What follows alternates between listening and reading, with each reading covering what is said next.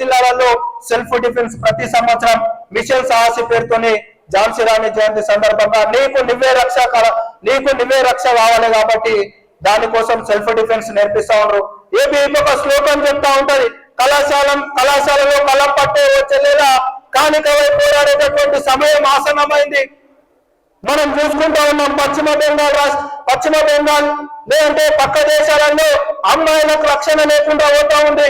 పశ్చిమ బెంగాల్ రాష్ట్రంలో కొంతమంది రాజకీయ నాయకులు వాళ్ళ యొక్క రాజకీయ వ్యవస్థల కోసం వాళ్ళ యొక్క రాజకీయ పవర్ తోని అమ్మాయిల పైన ఎక్కడికక్కడ అఘాయితాలు, ఒక మహిళ రాష్ట్రపతి ఉన్నటువంటి సందర్భంలో కూడా ఎక్కడికక్కడ అఘాయితాలు జరుగుతూ ఉన్నాయి. అటువంటి దేశం మన దేశం కాదు. స్త్రీని అనిపిస్తే రెండు చేతులు ఎత్తి మనం నమస్కరిస్తా ఉన్నాం. కానీ ప్రతి చెల్లె, కళాశాలలో చదివేటటువంటి ప్రతి చెల్లె, బయట తిరిగేటటువంటి ప్రతి అమ్మ మన అమ్మగానే భావించి ఏ చెల్లికి ఏ తల్లికి కష్టం వచ్చినా ఒక భారతదేశ పౌరుడిగా, ఒక విద్యార్థి పరిషత్ కార్యకర్తగా, ఒక విద్యార్థిగా మనం అందరము ఆ యొక్క సమస్య పైన మాట్లాడవలసినటువంటి అవసరం, వాళ్ళకు అండగా నిలబడవలసినటువంటి అవసరం ఎంతగానో ఉంది.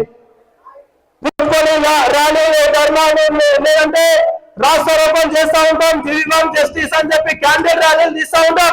అవన్నీ ఎక్కడి నుంచి జరుగుతూ ఉంటాయంటే మనకు అవగాహన లేకపోవడం వల్ల.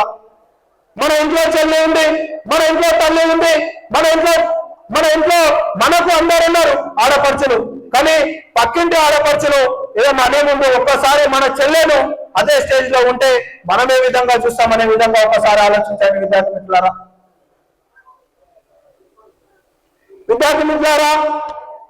అలాగే మనం అందరం